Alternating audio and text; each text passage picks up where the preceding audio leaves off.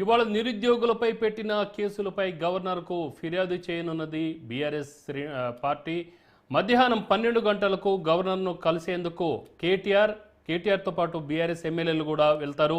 Party ఫిరాయింపుల అంశంతో పాటు ఎమ్మెల్యేల ప్రోటోకాల్ ఉల్లంఘనపై కూడా ఫిర్యాదు చేయనున్నారు. రాష్ట్రంలో శాంతి భద్రతల అంశంపై కూడా ఫిర్యాదు చేసే అవకాశం ఉన్నట్లుగా తెలుస్తోంది. దీనిపై మరింత సమాచారం మా సీనియర్ కరెస్పాండెంట్ బ్రహ్మాజీ లైవ్లో అందిస్తారు. బ్రహ్మాజీ. రామారావు, ఏదైతే బీఆర్ఎస్ పార్టీ సంబంధించినటువంటి వరుస పరిణామాల నేపథ్యంలో గవర్నర్కు ఫిర్యాదు చేయాలని కూడా వాళ్ళు సిద్ధమవుతున్నారు. ఇటీవలనే అసెంబ్లీ స్పీకర్ గడ్డం ప్రసాద్ కుమార్ని కలిసి కూడా ప్రోటోకాల్ సంబంధించినటువంటి ఇష్యూలతో పాటు పార్టీ మారినటువంటి ఎమ్మెల్యేలపై కూడా ఫిర్యాదు చేశారు.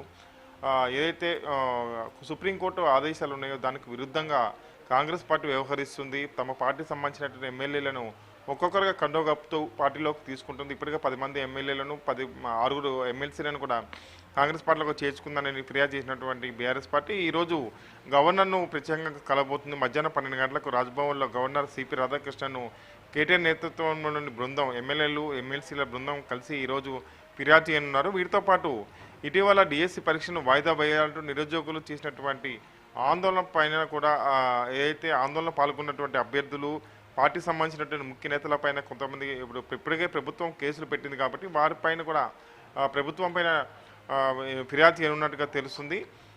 నిరుద్యోగులు ఏదైతే ఖచ్చితంగా ప్రభుత్వం డిఎస్సి కావచ్చు, అదేవిధంగా గ్రూప్ 2 సంబంధించినటువంటి నోటిఫికేషన్లు ఇస్తున్న తరుణంలో సమయం సరిపోదు కాబట్టి తమ ప్రిపరేషన్కి అవకాశం ఉండదు అంటూ కూడా నిరుద్యోగులు ఇటీవల భారీ ఎత్తున ఇటు ఇందిరా పార్క్ సమీపంలో అశోక్ నగర్ ప్రాంతాల్లో కూడా భారీ ఎత్తున ఆందోళన నిర్వహించారు. ఈ క్రమంలోనే పార్టీకి సంబంధించినటువంటి బీఆర్ఎస్ పార్టీకి సంబంధించినటువంటి ప్రోద్బలంతో యొక్క కార్యక్రమాలు చేపట్టారన్న ఉద్దేశంతో బీఆర్ఎస్ సపోర్ట్ చేసినటువంటి నిరుద్యోగులు ఎవరైతే ఉన్నారో వాళ్ళపైన ప్రభుత్వం కేసు పెట్టిందని చెప్పని కూడా విమర్శలు వస్తున్నాయి. ఈ నేపథ్యంలోనే ఈరోజు గవర్నర్ను కలిసి కేటీఆర్ ఆ బృందం కలిసి నిరుద్యోగుల పైన పెట్టినటువంటి కేసులు ఎత్తివేసే విధంగా ప్రభుత్వం మీద ఒత్తిడి తీసుకురావాలంటూ కూడా ఆయన కోరుతున్నారు. అదే సందర్భంగా ప్రోటోకాల్ సంబంధించినటువంటి అంశం పైన ఏదైతే వివిధ నియోజకవర్గాల్లో జరిగేటువంటి అభివృద్ధి కార్యక్రమాలు కావచ్చు, ప్రారంభోత్సవాలు కావచ్చు, శంకుస్థాపన సంబంధించినటువంటి కార్యక్రమాలు ఇవన్నిటికి సంబంధించి కూడా ప్రోటోకాల్కు విరుద్ధంగా స్థానికంగా ఉన్నటువంటి ఎమ్మెల్యేలను అంటే బీఆర్ఎస్ పార్టీకి సంబంధించినటువంటి ప్రాంతాల్లో జరుగుతున్నటువంటి అభివృద్ధి పనులు ఏవైతే ఉన్నాయో అక్కడ ఉన్నటువంటి ఎమ్మెల్యేలను కానీ ప్రజాప్రతినిధులను పిలవకుండా ఓడిపోయిన అభ్యర్థులు కూడా కాంగ్రెస్ పార్టీకి సంబంధించిన వాళ్ళని పిలుస్తున్నారు. ఇది ప్రోటోకాల్కు నిబంధనలకు విరుద్ధంగా ఉందంటూ కూడా ఇటీవల స్పీకర్కి ఫిర్యాదు చేసినటువంటి బీఆర్ఎస్ నేతలు ఈరోజు కూడా గవర్నర్కి ఇదే అంశాన్ని ప్రస్తావించనున్నారు.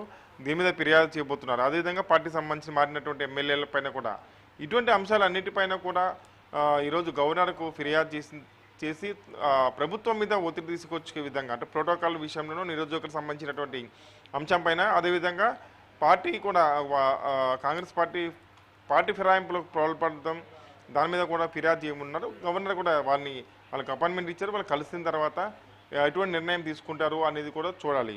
రామారావు, అంటే ఇప్పుడు నిరుద్యోగులపై వాళ్ళు కేవలం డిసెంబర్లో మాకు నిర్వహించండి, మాకు టైం లేదు కాబట్టి ప్రిపరేషన్కి, కాబట్టి మాకు ఇలా చేయండి అని వాళ్ళు ధర్నా చేశారు. కానీ వాళ్ళు ప్రభుత్వానికి వ్యతిరేకంగా ఎటువంటి పగలగొట్టడం కానీ అలాంటి ఏం చేయలేదు కదా. ఇంత పెద్ద కేసులు వాళ్ళ మీద పెట్టాల్సిన అవసరం ఏముంది?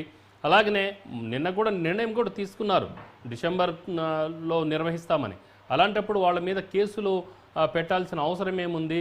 రేపు వాళ్ళు ఎగ్జామ్స్ రాసి మరి సెలెక్ట్ అయితే ఈ కేసులు కూడా వాళ్ళకు భవిష్యత్తుకి ఆటంకంగా ఉండే అవకాశం ఉంటుంది కదా. దీని మీద అంటే ప్రభుత్వం ఎలా నిర్ణయం తీసుకోబోతుంది?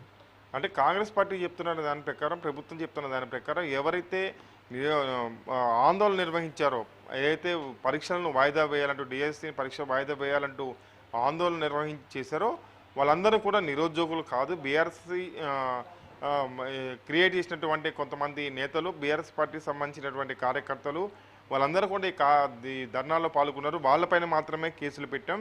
నిజమైన నిరుద్యోగులు ఎవరు కూడా ధర్నా చేయలేదు, ఆందోళన చేయలేదు. కాకపోతే కొంతవరకు వాళ్ళు విజ్ఞప్తి చేశారు. అదేవిధంగా బీఆర్ఎస్ పార్టీకి సంబంధించినటువంటి సోషల్ మీడియా వింగ్ కూడా ప్రభుత్వం మీద విమర్శలు చేస్తూ వచ్చారు కాబట్టి వాళ్ళ మీద మాత్రమే కేసులు పెట్టామని చెప్పి ప్రభుత్వం చెప్తుంది.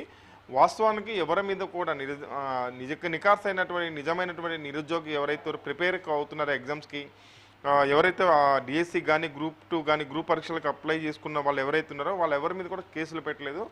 వాళ్ళ భవిష్యత్తుకి వచ్చినటువంటి ఇబ్బంది లేదు.